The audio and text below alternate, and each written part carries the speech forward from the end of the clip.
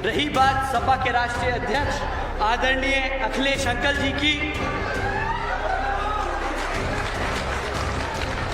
मैं पूरी इज्जत से, पूरे आदर सम्मान से उनका नाम ले रहा हूं। उनकी उम्र अब हो गई है। अगर मैं 30 साल का लड़का 50 साल के बाद आदमी को अगर अंकल नहीं कहूंगा तो फिर क्या कहूं, आप ही बताएं। कांग्रेस पार्टी के राहुल अंकल हैं। गलती से भी अगर कांग्रेस को वोट पड़ गया तो ये वही हरकत करेंगे जो इन्होंने बाकी प्रदेशों में किया। सामने लाल किताब का वो ढंडोरा पीटेंगे, बोलेंगे हम कॉन्स्टिट्यूशन के रक्षक हैं। वो किताब गलती से खुल जाए तो पता चले वो खाली पन्ने हैं, बस नाम का कॉन्स्टिट्यूशन है।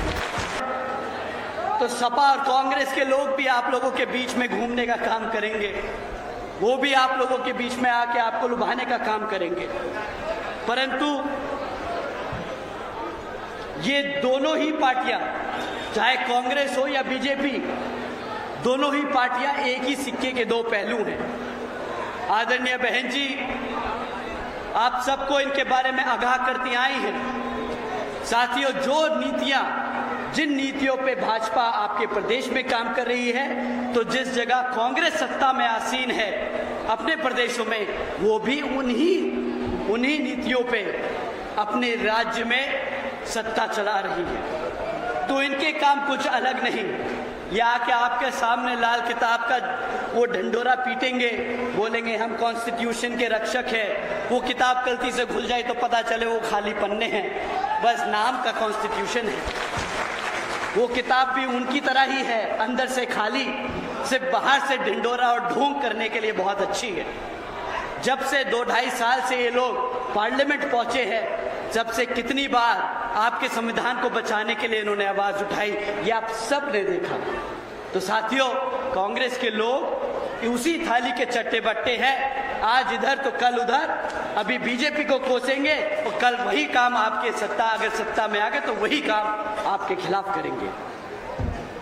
सो कांग्रेस पार्टी के राहुल अंकल हैं,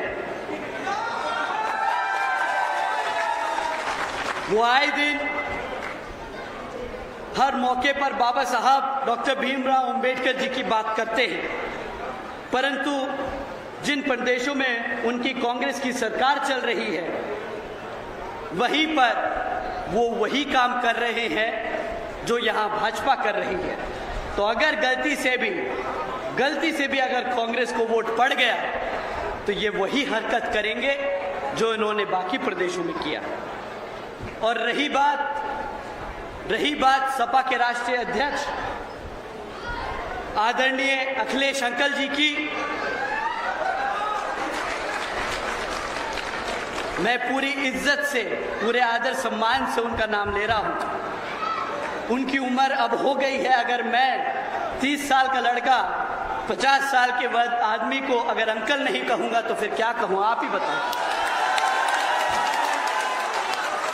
तो हमारे लिए तो वो बड़े अखिलेश अंकल हैं, अखिलेश भैया नहीं, अखिलेश अंकल हैं। तो आदरणीय अखिलेश अंकल जी, तो उनका तो यही नहीं समझ आता कि वो अपनी पार्टी में पीडीए करते कह रहे हैं, परंतु कभी पीडीए का मतलब कुछ और हो जाता है और कभी कुछ और। अभी 1-2 दिन पहले आदरणीय बहन जी ने ट्वीट कर कहा कि हालात को देखकर जैसे गिरगिट रंग बदल देता है, वैसे ही अखिलेश अंकल जी का पीडीए का मतलब भी कभी कुछ बदल जाता है समय देखकर, तो कभी कुछ बदल जाता है।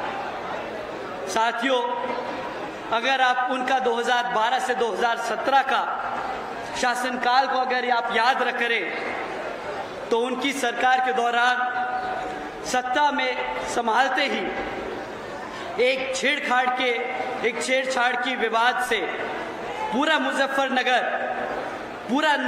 मुजफ्फरनगर में इतना खतरनाक दंगे का रूप ले लिया था कि 40 से ज़्यादा लोगों की मौत हो गई थी और पूरे प्रदेश में उस साल 850 से ज़्यादा दंगे हुए और 130 से ज़्यादा लोगों ने अपनी जान खोई। इतना ही नहीं साथियों, बहन जी की सरकार में बहुजन महापुरुषों के नाम पर किए गए जिले जो बहन जी ने बनाए थे, वो 2012 में आते ही अखिलेश जी की सरकार ने एक एक कर सारे नाम मिटाने का काम किया।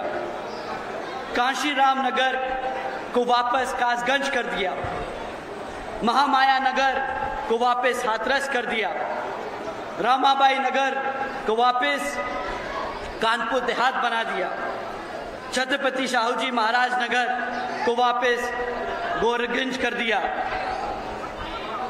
ज्योतिबा फूले नगर को वापस अमरोहा बना दिया और पंचशील नगर को वापस हापुड़ कर दिया।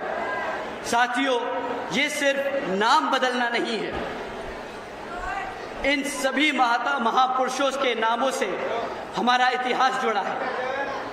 हमारे महापुरुषों के नाम पे रखे गए ये महानगर, इनके महानगरों के नाम लेकर हमारे बच्चे अपना इतिहास याद करते, वो गर्व महसूस करते कि हमारे महान संतों गुरुओं ने भी काम किया, उनके नाम पे भी महानगर है।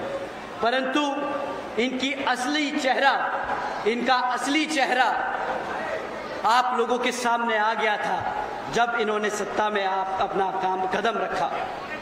इन्होंने वो सारे नाम बदल के वापस वही कर दिए, हमारे महापुरुषों का आदर सम्मान नहीं किया। एक तरफ तो पीडीए करते हैं, हम जब सरकार से बाहर हो गए और वापस आना चाहते हैं, और जब सरकार में थे तो हमारे महान संतों गुरुओं का आदर सम्मान न कर पाए। एक तरफ बीजेपी, कांग्रेस और सपा जो गरीबी विरोधी नीतियों पर चल रही हैं, और दूसरी तरफ हमारी आदरणीय बहन कुमारी मायावती जी की नीतियां हैं, जिसके तहत चलकर यूपी में बसपा की सरकार के दौरान आदरणीय बहन जी ने सावित्रीबाई फुले शिक्षा बालिका योजना चलाई थी।